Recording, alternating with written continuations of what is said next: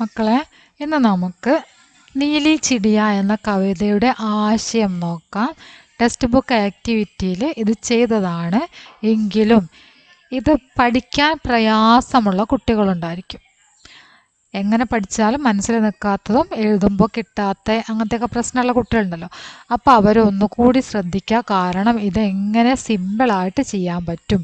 അതായത് ഒരു ഉഡായിപ്പ് വീഡിയോ ആണ് നമ്മൾ നോക്കുന്നത്.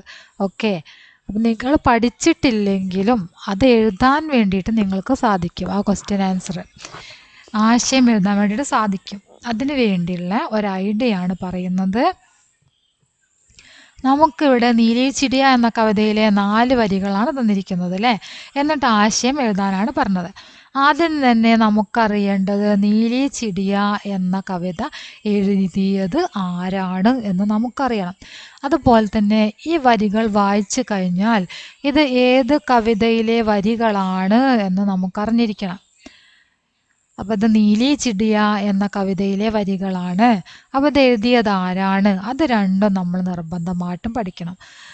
ഓക്കെ, അത് നമുക്ക് ഇവിടെ നിന്ന് നോക്കി എഴുതാനൊന്നും കിട്ടൂല. എന്ത് ചെയ്യണം? ആ നീലി ചിടിയ എന്ന പേരും ഹരിവംശറായ് ബച്ചനാണ് എഴുതിയത് എന്നത് രണ്ടും ഒന്ന് എഴുതി പഠിക്കാം.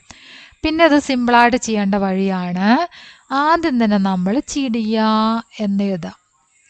ആശയം എഴുതാനുള്ള സിമ്പിൾ വഴിയാണ് കേട്ടോ. ചിടിയ, പിന്നെ എങ്ങനെ പോന്നിട്ടതാ ഇസ് പുനുഗി സേ ഉസ് പുനുഗി പർ, ഇങ്ങനെ എടുക്കാം. ചിടിയ ഇസ് പുനുഗി സേ ഉസ് പുനുഗി പർ, പിന്നെ അവിടെ നിന്ന് ഇങ്ങനെ നേരെ പോന്നിട്ട് ഉസ് പുനുഗി പർ ഉടുക്കർ ഉണ്ടാ. ഉടുക്കർ ഉടുക്കർ ജാനേ വാലി എന്നുള്ള നമുക്ക് മാറ്റം വരുത്തണം. ജാത്തി ഹേ എന്നാക്കണം. അങ്ങനെ ഒരു സെൻറ്റൻസ് ആക്കാം. അടുത്തതും അതുപോലെ തന്നെ.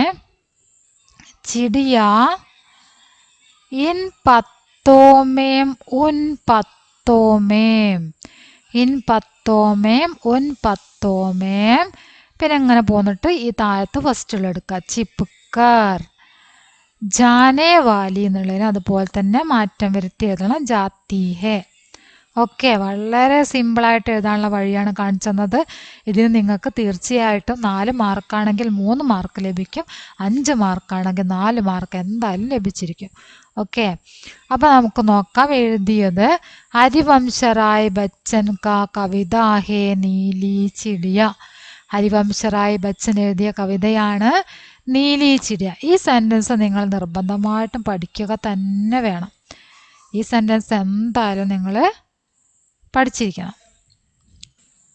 ചിടിയ ഇസ് പുനുഗി സേ ഉസ് പുനുഗി പർ ഉടുക്കർ ജാത്തി ഹേ.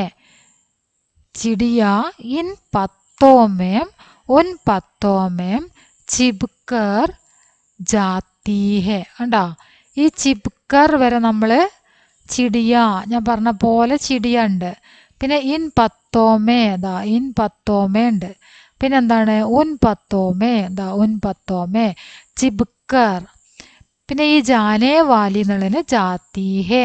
ഓക്കെ, അതുപോലെ തന്നെ നമ്മൾ നേരത്തെ ഇവിടെ പറഞ്ഞതും ചിടിയ ഇൻ പുനുഗി സേ ഉൻ പുനുഗി പർ, ഇവിടെ ചിടിയാന്ന് എടുക്കുക.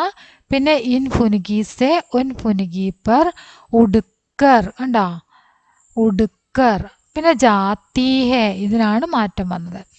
ജാനേ വാലി എന്നുള്ളത് എന്താണ്? ജാത്തി ഹേ. മനസ്സിലായല്ലോ? അപ്പോൾ വളരെ സിമ്പിളായിട്ട് എഴുതാൻ പറ്റിയ വഴിയാണ് പറഞ്ഞത്.